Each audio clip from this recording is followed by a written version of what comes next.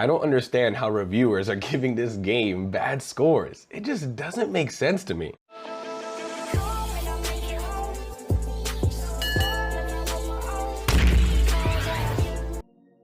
Yo, what's good? It's Mr. Listen, the Callisto Protocol is not Dead Space or any other survival horror game for that matter.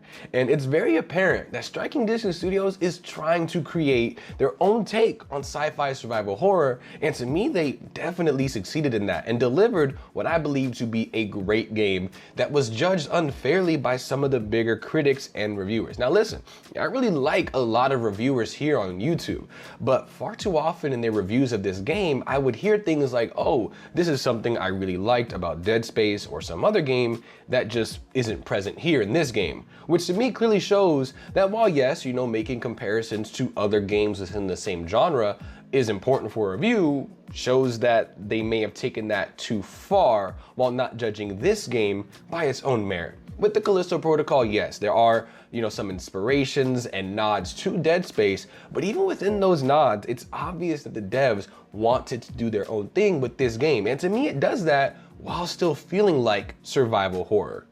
For a little bit of background about me, I've been playing survival horror games for a long time, all the old school Resident Evils, Dead Space, Evil Within, Resident Evil remakes, even indie games like Daymare 1998 and Tormented Souls. So when it comes to survival horror, I've got a pretty large database to pull from. That being said, this review is going to be a mix of giving my own thoughts, and essentially it's going to be divided up into sections for you to jump to a certain one if you'd like, while also debunking some of the criticisms that this game received within each of those sections. That being said, this review is going to likely contain spoilers, as I feel like it's going to be hard to address some of those criticisms without doing so. So let's get it.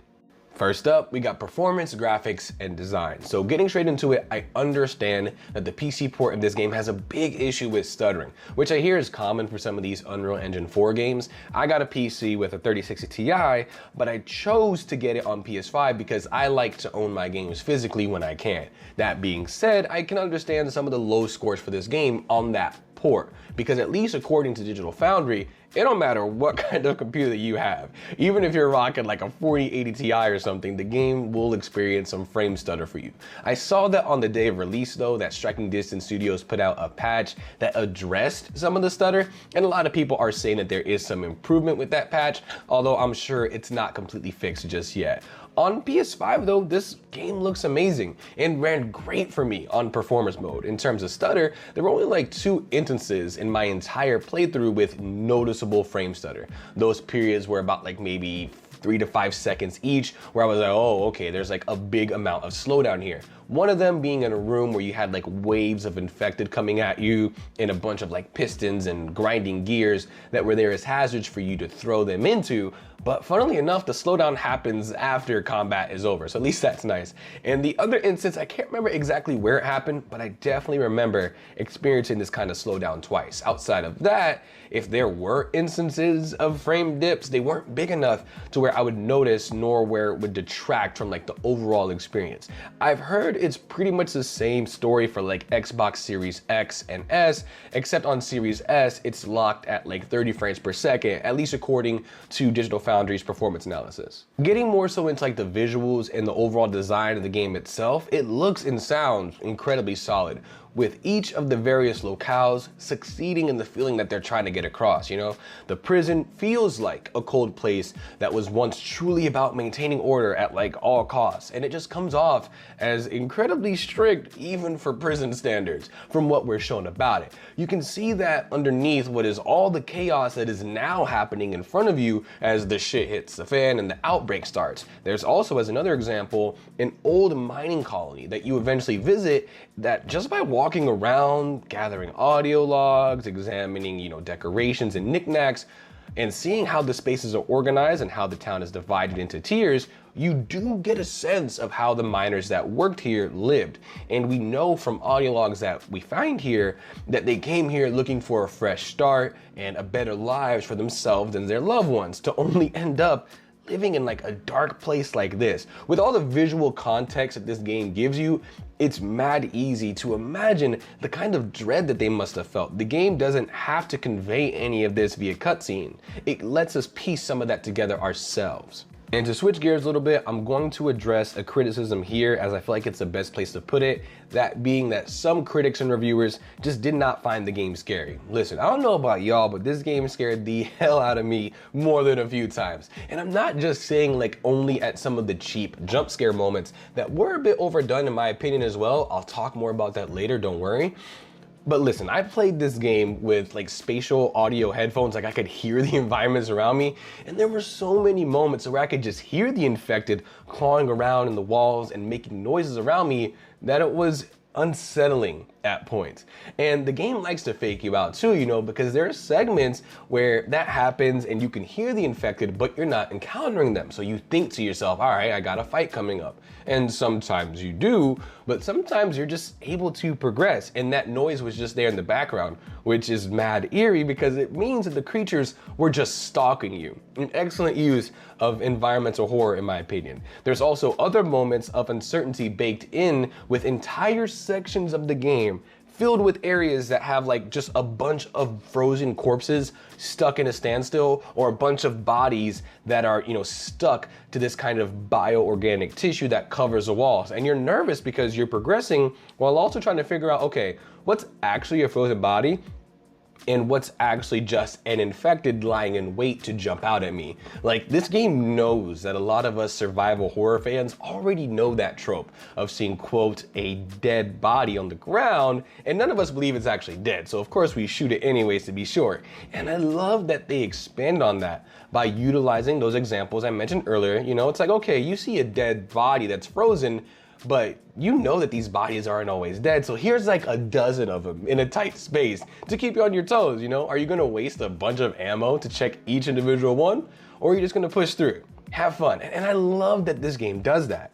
Next up, let's talk gameplay. The groove and pace of combat that this game gives you the tools to set is so dope. I mean it.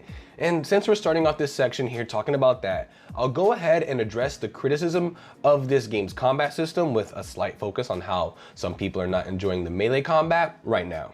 The melee combat and combat system in general just wasn't doing it for some of the reviewers and critics. Now see, this criticism I kind of understand. Hey, it isn't for everyone, but to the reviewers that outright called the combat system bad, come on now.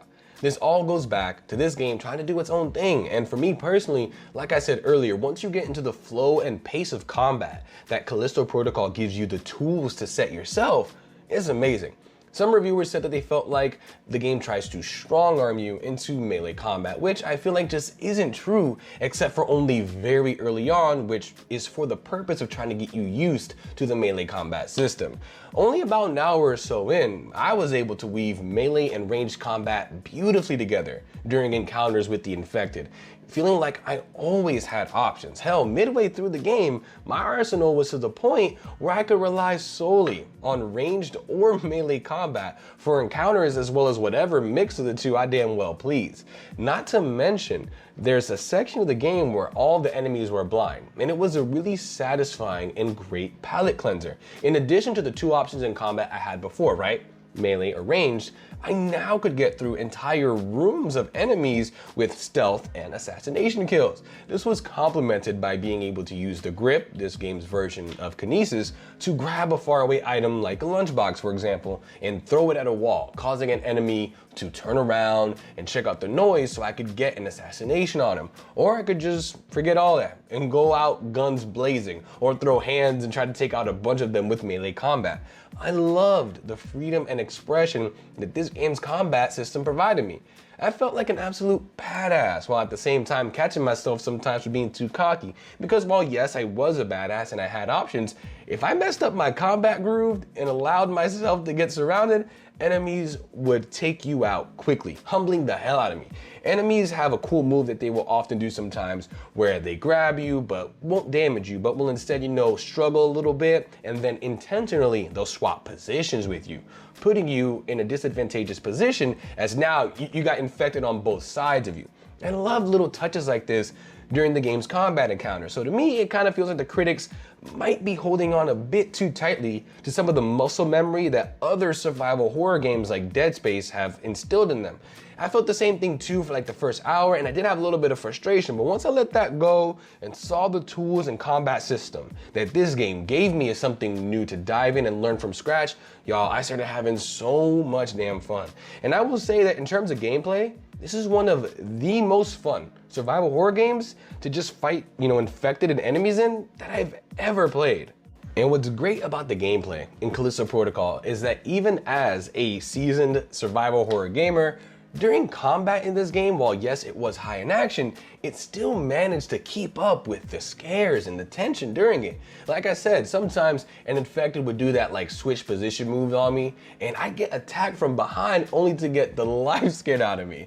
And where this game shines is in some of these tight quarters encounters with like a handful of enemies, because it's in those encounters that all be going well, right? But then I end up missing like a single shot, or I mess up one of my dodges. And then all of a sudden, one of the infected lands an attack on me. And I'm like, okay, dang, I'm kind of low on health actually. So I start to get tense and nervous, and then I'll miss another dodge or accidentally block instead of dodging. And then that leads to getting even more tense. All right, I'm gonna try to attack now, only to end up swinging too slow, and then I get hit myself and end up dead. And those kinds of sequences played out decently often, and it was so enjoyable because of the tools that the game gives me. I know where I messed up during those encounters, but I recognize it's because I start to get thrown off as infected were tearing through my combat plan. And I was like, damn, regardless of if I died or not, it was still a really enjoyable combat experience. And I think it's really cool that in this game, you're able to recognize those kinds of details.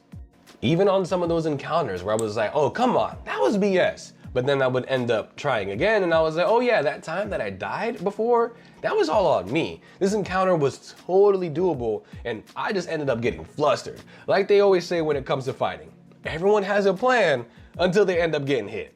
Lastly, for the gameplay section, I'm going to address a few complaints from critics and reviewers about, one, there being a lack of bosses, and two, there being a lack of puzzles in this game.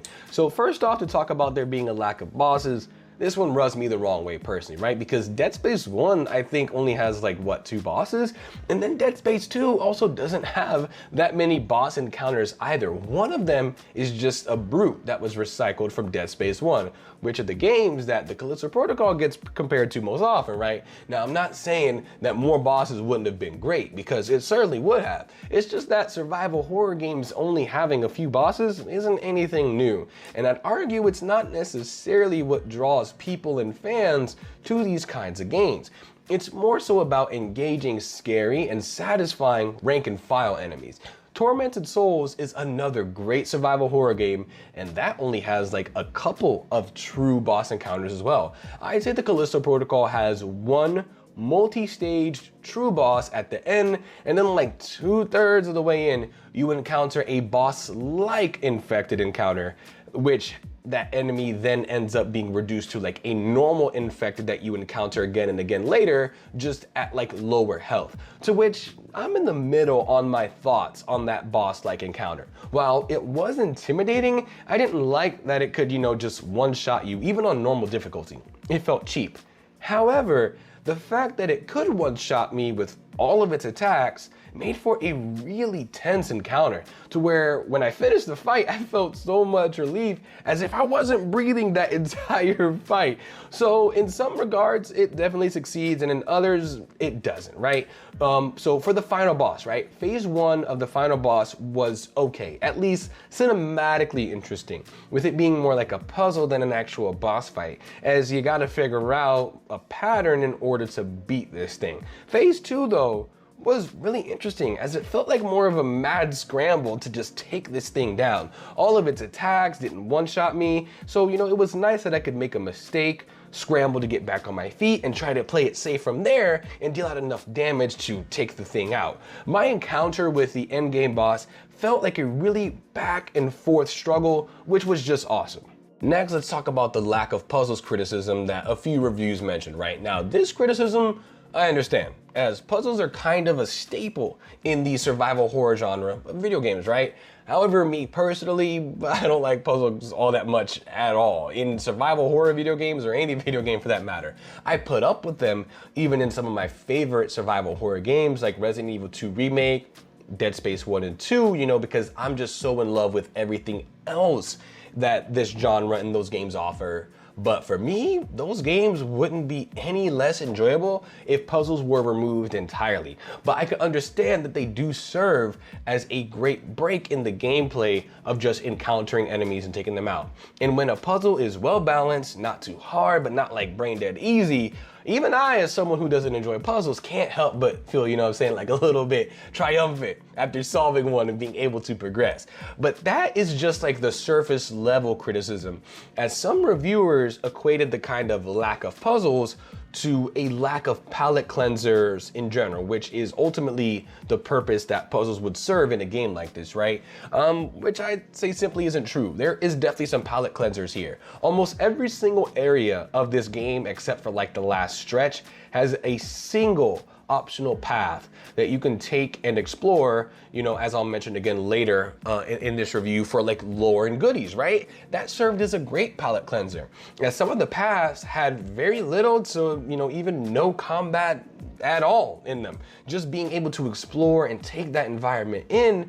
And there were a good amount of moments that were also stealth based as well, especially in that section of the game, like I said, that is just full with blind enemies that can only hear you. And that section can be done pretty much entirely with stealth. You don't have to, I believe, use a single round of ammo or swing your baton once. So the game does have some decent palate cleansing here. I'm not gonna say it's, you know, a lot or that it's outright amazing, but good to great in some cases, and it is here.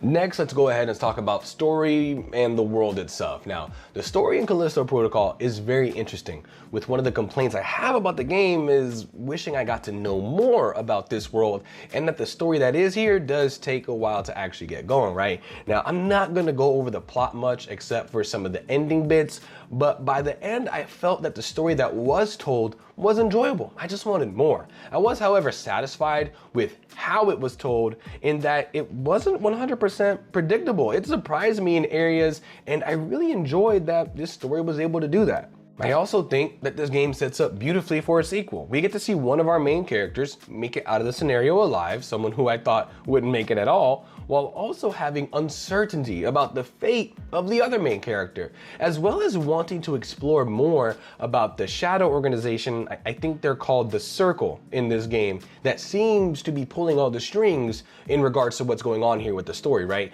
And I think the lore and world building here is dope. There's just not enough of it, but I am really excited to explore it all, hopefully in like a sequel or even that story DLC that's coming later, right? And I personally don't mind the sequel baiting in this game, as I feel like I got to experience a substantial story here that did pull me in. Even if it didn't wrap up, that's fine, as what was here was good, you know what I'm saying? Considering that the game isn't too short. If it was like a 4-hour game with them hiding even more story, then I would have felt like, you know, we got sequel baited a bit too hard. But as it stands right now, I'm cool with it. The story has a satisfying end for one of our main characters, like a definite end, and we can tell really well what they're probably going to do next, while again leaving things uncertain for the other. To talk a little bit about world building, to me the world building here in this game is great from like an environmental storytelling perspective, right? The areas that we travel through give us tons of insight into what it was like for the people that lived in these spaces before the events of this game. You know what I'm saying? There's a good amount of audio logs that provide additional background and story, but I'm so hungry to know more about this world that why I wouldn't have minded at all to have like text logs as well, or even a codex that some other games, especially RPGs, tend to have. For example, I know that the UJC is like the governing body of this world, but I don't know anything about them really, except that they're likely to be corrupt. We do learn a bit about that shadow organization I mentioned earlier, and even stumble upon hidden rooms that it looks like they met in to discuss some of their messed up plans and experiments.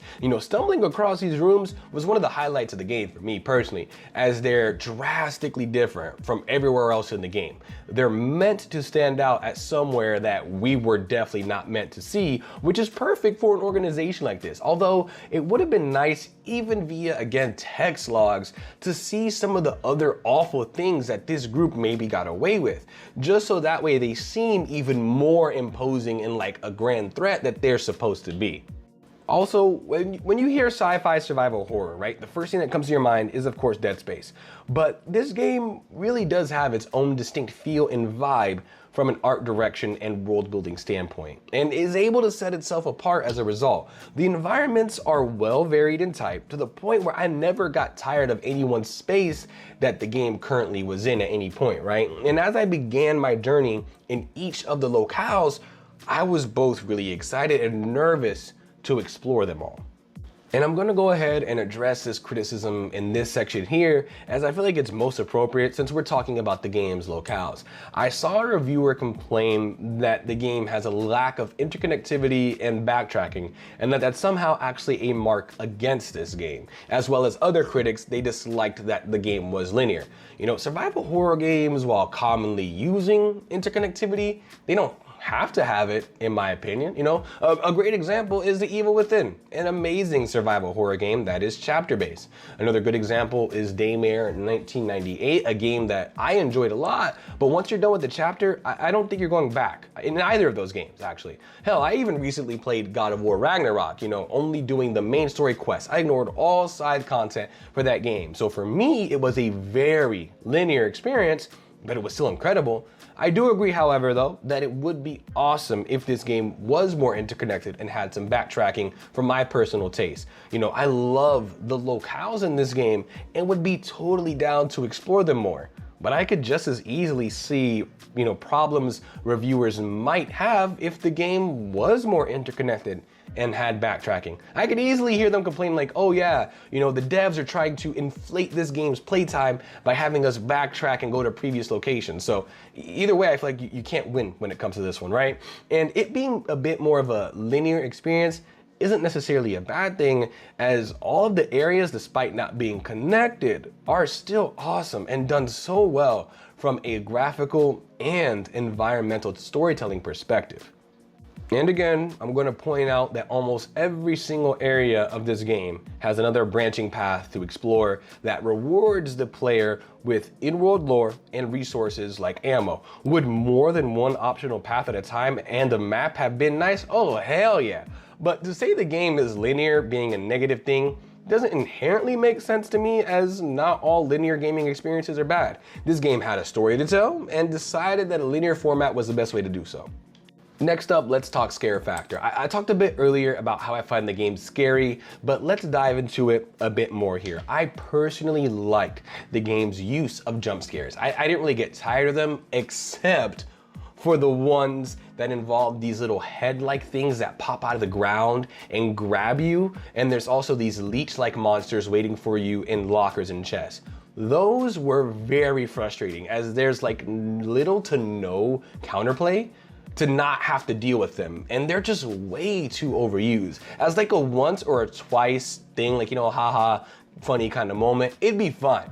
But it feels like this aspect of the game wasn't play tested, as it was, again, way too overused. Now, outside of that, I found the environmental horror as well as the jump scare horror to be really excellent here, as there was a decent amount of variety even within the jump scares. There were traditional jump scares where an enemy would just pop out of a vent somewhere, right? There were cutscene based jump scares where you'd squeeze through a passageway only to get grabbed, or a body that you thought was dead would suddenly open its eye and look back at you, but it's still just stuck there, right?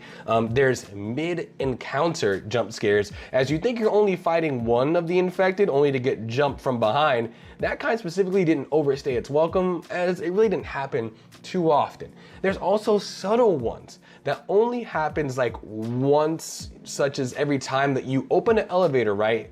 Nothing happens. Nothing happens. You open an elevator, it's all good. But just this one time that you do, and infected is waiting for you, which is this game's way of saying to like always expect the unexpected. And one bit in particular that I liked a lot is that right after you finish climbing a ladder, every time you climb down a ladder in this game, the camera's done in such a way that you can't see behind you. But this time, you turn around after finishing on the ladder, climbing down, and you're just face to face with one of those blind enemies. Like, you are face to face. And I legit froze for a second, as I had to take a minute to like process what I was gonna do, you know? It felt like super horror movie-like. And it's one of the parts of this game that's gonna stick with me. So I'm unsure if you know the parts of this game where the jump scares from those annoying enemies were a bit overused, you know, the little heads on cords and the chest leeches, but you know, they might have put a bad taste in people's mouths. But the other parts of this game that have, you know, genuine tension and genuine scares shouldn't be ignored or discredited as a result. I'll proudly say, as someone who considers survival horror tied for my favorite genre, that this game is definitely scary. Real quick, let's talk replayability, because replayability is kind of a big thing in a lot of survival horror games, right? You know, my first playthrough, I prioritized, you know, certain weapons and upgrades, so I am interested in going back and trying other weapons and upgrade paths to see how strong they actually were. And honestly, the combat is so good here to me that I can't wait to go back and try it on harder difficulty, since my, you know, first playthrough was on normal. I want to try it on hard now. Outside of that, I'd say the replayability is meh, you know, for the time being. There is a harder difficulty mode coming later for free that has less resources as well as permadeath, which I'm definitely going to give it a shot when it comes out. But having no post-game unlockables, to me, is a huge bummer. Come on now, like, I know dev time might have been crunched and making post-game content isn't easy. I'm not a game dev, but we couldn't throw like maybe an extra weapon or two in this game, an extra skin or two? Like one skin and weapon pair, each unlocked for beating the game at normal and then hard difficulty. Like, come on, give us something, unlimited ammo, you know, anything. You know, I am gonna go ahead and agree with other critics here and say that replayability is definitely where this game falls short.